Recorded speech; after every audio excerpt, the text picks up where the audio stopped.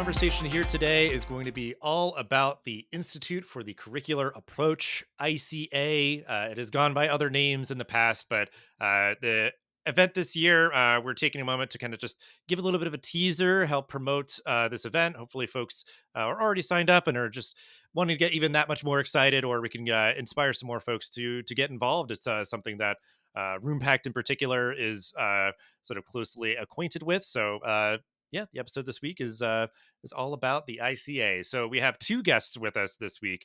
So we'll have each of them introduce themselves briefly. Ardell, we'll start with you, then go over to Alex. Yeah, absolutely. Well, thank you for having me on. And my name is Ardell Sanders. I go by he, him, his pronouns, and I serve as an executive director for the Office of Residential Life at Indiana State University. And I am in my second year as a co-chair for the Institute on the Curricular Approach, and it's been quite a journey, and I have loved every bit of it. Yep. And hi there, my name is Alex Martinez. I use she, her pronouns, and I currently serve as the interim director of residence life at Central Michigan University. I'm really excited to talk a little bit more about ICA. I've been on faculty since 2019 and really into the curricular approach since 2016. Excellent. So we will start though with a brief explanation of what the Institute for the Curricular Approach is. So Ardell, if you want to just give a brief definition, I mean, you've been involved with it as sort of a chair and leading the charge. So if you want to give a brief explainer as to what this event is.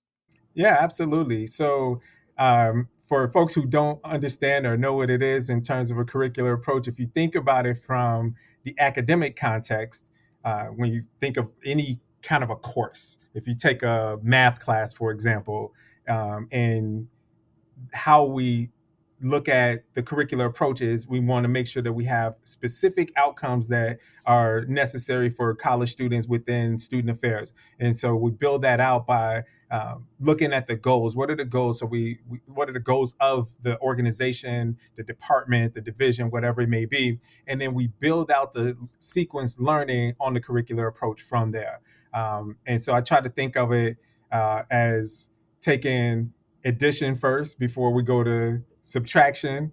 And then we might learn some multiplication and learn some division because you need to kind of figure all those out before you ever can work your way up to calculus. And that's what we're doing with our development for college students, and also with our teams in each of these areas. And so it's kind of what the curricular approach is: sequence learning, where we're taking learning organizations and developing learning organizations to create a better environment and for our students that attend each of our institutions. Yeah, I mean, my impression when I sort of was digging in deeper, kind of doing my own research on it, like it feels like it really like the curricular approach as sort of a concept helps to bridge the gap between sort of just the traditional student development theories into practice. Like there's just this sort of chasm where like especially in like very functional jobs, like certainly like residence life, because I know that's how the sort of origin story of the what became, you know, what it is now, the ICA, like kind of was based more in sort of residential education and everything, where like I think that's it was so much more important to be mindful, like how are we curating intentional developmental experiences versus just sort of administering buildings and sort of the day to day and all that. Like there's just can be sometimes that sort of tragedy where it's like we don't really have a mechanism to honor time tested, you know, developmental theories, and how can we embed them into very tangible explicit outcomes, and then, you know, like you said, just sort of really have all the building blocks stack very kind of neatly with each other. So yeah, it's really exciting to see, and I think just the having an event like this that's happening every year, bringing folks who are really committed to this and maybe can be those champions at their campuses all across the country is just really cool. So we'll go to each of you for this question. Alex, if you kind of want to, as you sort of talk about the Institute, like, you know, you said you've attended and now you're obviously helping to run it and everything. What inspired you to like get involved as an attendee and then now even, you know, getting into more of a leadership position? Yeah, as a early student affairs professional, and someone who has a background in K-12 education, when I was introduced to the curricular approach, it made so much sense to me. Right when I was thinking about it in a in classroom context, right, having a sequenced, thoughtful curricular approach, and having thoughtful outcomes, right. Um, translating that into the lived experience of students on campus, that made absolute sense to me. And so that idea early on really helped shape me professionally. So when I think about how I was trying to get involved, I was uh, my first one, my first institute was down in South Florida in 2016. And some of these tremendous faculty members who are with us today as well, and those who have served and continued to offer their talents to the profession really inspired me. I thought, wow, look at these professionals who are coming together in community to talk about how they are intentionally creating learning opportunities for not just the student who attends a program, but really looking at different ways of being creative of how we could provide learning opportunities for all students while they're on campus. And um, the other part I think that was really exciting to me, again, being in community with others who are also doing this work, hearing about how they're finding success, hearing about different strategies they use, and also hearing about where they're seeing resistance and rubs and how they are looking to overcome that and do that with other folks, right, in community, is super inspiring to me. And so that is what got me involved. And as I came on as a faculty member, that experience never left me. Every time I attend ICA, I have my own learning experience. I'm around other folks who are um, learning and developing and sharing knowledge. And so, what keeps me coming back and what keeps me involved is the iterative process that is the curricular approach and doing that in community with other folks. Yeah, and if I can kind of jump off of that, for me, the curricular approach was mind blowing, and I don't say that in a hyperbolic way. I mean, I truly mean it was a an experience where when I first attended ICA, uh, I had heard about the curricular approach. Indiana State University, my first year here, I was here as a graduate student and, later career graduate student. And so I was here as a graduate student and I did not participate in any of the things, but we hosted that year that I was a graduate student. I didn't participate at all, didn't necessarily understand a lot of it. But I also was on a 1 year track here, at least that's what I believed at the time. And now I'm in heading into year 9 or whatever it is here. And so as I sat and learned in my first professional year here at Indiana State what the curricular approach was after attending what was then RCI for the first year. That first year was RCI before becoming ICA.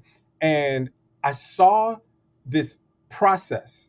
And it was the first time I'd ever experienced a process that was as simplistic yet uh, kind of complex at the same time.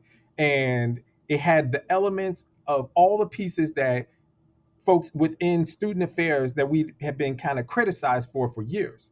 We have been dubbed the party planners, the pizza buyers, the the folks that just walk students over to other folks' events and things like that, and not really understanding the value that we brought to the table as student affairs professionals, and many of us even in the field not understanding that we are contributors to learning, not just the sidecar that goes along with the faculty being the show of an institution. And so for me, when I started to get in and really dive into the curricular approach and what it brought in terms of legitimacy is one component of it, but it's not just legitimacy, right? It's not just about trying to prove to someone else that the work that we do is great. It's really proving to ourselves. We weren't telling our narrative and our story from a student affairs standpoint, and the curricular approach gave us the opportunity to do that. And so that's why I fell in love with it. And it absolutely, literally has changed my career because I was walking away from higher education and then I met this approach. And now I've become a faculty member, second year co-chair, and just what it has done for me professionally, but also what it has done, and I've seen at multiple institutions across the country. And I think that this is the next thing. It's not a thing that's just kind of a flash in the pan. It is the next wave of the where student affairs goes in terms of telling its story and the kind of the paradigm that we're in right now. And I only see this continuing to grow and evolve as the approach evolves. Yeah, and kind of a clarification too with what you're saying, like just for folks who may not have caught the sort of acronym, like it used to be the Residential Curriculum Institute (RCI) and is now ICA, which sort of honors the broad applicability of the approach. And I think the foundation was built in sort of residence life teams are big and just sort of have a wide sort of scope of impact. And I think it was sort of it came up through that functional area, but there is so much kind of impact across the entirety of campus. So I think, yeah, it's really exciting to see, like you said, like this sort of paradigm shift happening and, uh, finding a professional home like this where it is just a community of people that are all sort of committed to this and, just the epiphany and sort of, mind blowing impact that it can have for folks. And I guess that's sort of like a follow up clarifying question. I'm curious because I think Alex, you said that you got involved early around like grad school or that sort of thing. Like, I'm curious your perspective on like, it seems like it would be especially impactful if it happens during or close after grad school because I feel like it really kind of crystallizes the idea of like, okay, there's these theories that really have just again time tested, can have just really clear calls to action as sort of best practices and everything. And then if it's like, okay, cool, and now here's how you like embed them into the work that you're doing every day. Do you feel like that's sort of like something that kind of resonates, I guess, like the timeliness of like trying to kind of incorporate the curricular approach? It does. It does. I think that paradigm shift, student affairs educators being folks who contribute to the educational mission and not just supportive of the educational mission. Um, when that switch happened, as I was exposed to the curricular approach, that's when I think I really found a renewed energy around my purpose and identity as a student affairs educator, not just a professional, not just as a practitioner, but as an educator, someone who's in there, right? And so that continues to be something that renews my energy, being in spaces where learning is happening and not necessarily being the person who is out there and just talking to folks but centering learning in the student's experience. It doesn't matter what stage you are in your professional journey and entering as a graduate student, entry level, mid and above. I think folks across the board can reconnect that piece of being contributors to the educational mission of their institution, and by utilizing the curricular approach. Yeah. Yeah, I guess it's like, it's never too late kind of thing, but like it seems to be yeah, there's like a good opportunity to try to like especially leverage it for people where it's like it's really fresh and you almost like you've never known a world without it kind of thing, the curricular approach versus like, Ardell. And I guess if you have any sort of similar feelings and sort of just like, when it's sort of incorporated into your professional journey and sort of like, as you're learning things in a graduate program and all of that, because it's like, you know, that sort of like mind blowing potential is that idea of like, oh my gosh, I've gone without for so long.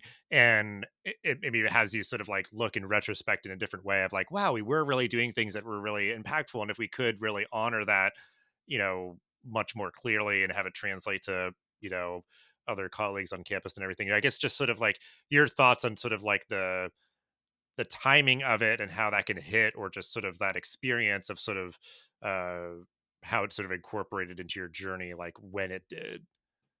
Yeah, no, I think what you mentioned about having it be at a time where you're engrossed and ingrained into the fabric of what's happening with theory and understanding student development and how all of that plays out. If you're studying it and actually living it in that time, I do believe that there's an easy parallel and there's an easier transition of going, because the opposite way is if you're doing the work on a day-to-day basis and you may not be pulling out that student development theory book on a regular basis because of just how you've lived it as opposed to just experiencing it from a theoretical standpoint.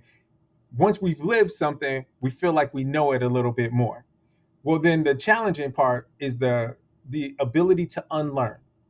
And what this does is it requires a little bit of unlearning, not of things that were bad, because it's not like the previous paradigms that of those iterations of student affairs are bad.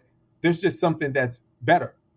And so going into something that can be even more beneficial, and it's not just the easy, because it's really looking at things backwards. We used to look at it from a programmatic standpoint and say, hey, we're going to do all these programs, and then students are going to show up, and they're going to show up in huge numbers, and that means success. And there are still places that are like that right now. They still believe that that model is what works. And I'm not saying that there's no value in that. I'm saying that there's more value in the curricular approach, because we flip that on its head. And what it does is it says, okay, what is it that we actually want students to get out of this first? Let's start there. Let's not start at what it is that we like to do or what we're expert at. Let's start at what's the promise that we're making to students. If you engage with this office, with this organization, with this institution, with this department, what are you going to walk away with? That's the thing. So once we figure that out, now we can figure out what vehicle do we need to use to drive them there. That's what the curricular approach does. It flips the model on its head, and there's an unlearning as a later career professional. I mean, I can easily say I was in my early 40s when I was introduced to this. So at that point, why do I want to learn something different? Except I saw the opportunity in it, which was the beautiful thing. And now it's just introducing that opportunity to other folks. And if you can get folks to get out of that comfort zone, be willing to unlearn, it's not an impossible process. It's not even really that difficult once you change your mindset. It's the mindset shift, though, that is the challenging part. You can get people there, you can get them to this place where we can change lives with this approach. And I would share that in my educational and professional journey, I started off without knowing what the curricular approach was. I went into student affairs, specifically residence life. I was a practitioner. I was in there. I was helping students through their experience. I noticed, that I perhaps wasn't skilled enough, right? Trying to go back and gain more knowledge, skills, and experiences. I went back. I worked professionally while I was completing my master's degree in education. And so I think that component primed me for it. But it really wasn't until I attended this Institute on the Curricular Approach that all that knowledge and background around educational theory, learning, considerations, right, came together in a way to be able to apply to my work every day, right? So as someone who didn't experience this curricular approach in my master's degree itself, it felt affirming. It felt affirming to come to an experience with other people who are also saying, yes, right? We have um, agency to be really intentional about how we're creating these learning experiences for students and inviting folks in and sharing in community what's going really well and what other considerations folks might have. So it's a powerful experience, and one that is particularly um, for me, it's really was beneficial to come not only, come as a group of folks. So our institution sent a delegation there, and that at ICA was really helpful for me as well. Yeah, and I think just like the core point, like where my mind was going, one of the sort of dots to connect is like, one, yeah, like for the individual as you're making a decision of like, to go or, those sort of things, like there's, I guess, kind of twofold of sort of the individual is like, the timeliness is absolutely there if you are learning about theories or just learn about theories in a graduate program. And that could be if you, went later, didn't even have to be like right after undergrad or anything, but even like, if you are, uh, going and it's well after you, ever went to a graduate program and learned about these theories, it's still just sort of that like classic idea is like if you're teaching something, try to like build based on prior, understanding. Like the idea where you're like clicking is like, hey, so those theories, right? And all that. And it's like you just sort of play around with those pieces. But the other part of it was like trying to encourage just like, I guess I don't know how much like program coordinators or people who run like higher ed master's programs are involved with this, but it's that idea of like, again, if you can try to at least start to catch more people earlier on, as either a program head or even just as like a department head, if you're like, okay, I'm the director of residential education, I should probably be aware of this, or that champion or the person who can help sort of be kind of train the trainer and build that sort of expertise internally on my team. So yeah, I mean, there's just so much relevance, wherever you are, just depending on how you sort of like view the sort of value proposition or the relevancy or sort of how it's going to apply or how you can sort of be an advocate for it or any of those sort of things. So I think, yeah, it's really powerful because like my brain is going to like we put the burden historically like on the individual. Yeah, of like, well, let me go crack that, theory book on my bookshelf or whatever to try to figure it like, and whether it is like you as a resident director or you as a assistant, associate director, director, whatever, like it's you are burdened with kind of trying to like, maybe try to create this framework, but like this is giving you that playbook that can sort of give you a structure and foundation to then sort of figure out how is it going to take shape on your campus and those sort of things. So, um, for each of you, and I guess we'll start with you, Ardell, on this one. Just for this year's event in particular, is there something that you are most looking forward to? Whether it's something that happens every year, something that's new, or what? Just something that you are personally excited for. Yes, there is a lot that I'm personally excited for. I don't know how much of this I'm gonna go ahead and throw it out there that this year, for folks who have attended the institute in the past, and they've come and gotten a lot of information, and kind of renewed their commitment to being great within the approach. We took that similar approach this year with the institute itself, and so our faculty has done a phenomenal, and I cannot stress enough when I say phenomenal job this year of re-envisioning what the institute is. There will be a lot of familiar components to the institute that people will see, so we're not deviating so far that it's not going to look familiar to folks. But there are a few additional added pieces that we've now put in, with a very specific focus in terms of really taking the curricular approach and curricularizing it itself within the institute.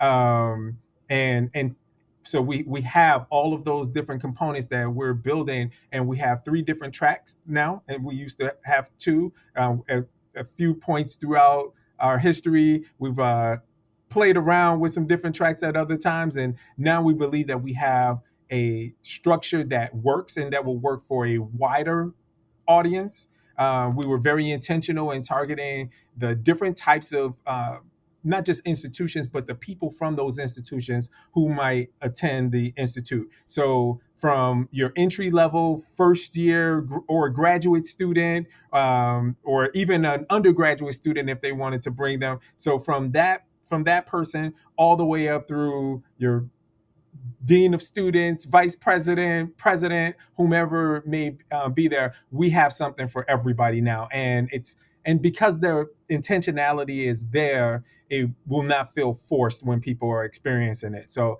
I'm really excited to see how it all plays out and how the participants experience it and enjoy it and enjoy and engage in everything with us. And so I think it's going to be a wonderful experience this year. Yeah, I'm really excited to see how the faculty's effort to apply the curricular approach to the institute plays out this year. A ton of intentionality around creating our own educational priority, learning goals and outcomes, and looking at different engagement strategies. So you're going to see different opportunities for learning in the track sessions. That's one of the ways. We know that lots of learning happens through showcases. You're going to see that as well. Faculty consults are there and available as well. We're doing some institute showcase, some bigger highlights of different work happening on different campuses. We have keynote speakers. We're also having curriculum dialogue circles this year, which is really a really exciting um, engagement strategy that we are trying this year, where faculty members are going to be helping facilitate dialogue between participants around topics that are relevant to them, and that are within the context. So we're trying to be responsive as well. We know that the curricular approach is iterative, and we are trying to do that ourselves with the Institute. And so we are really excited to see how this effort that our brilliant faculty have done to create a curricular approach in the Institute shows up in Long Beach. So we are just thrilled and excited to try this, and excited to do that with other folks who are attending. Yeah.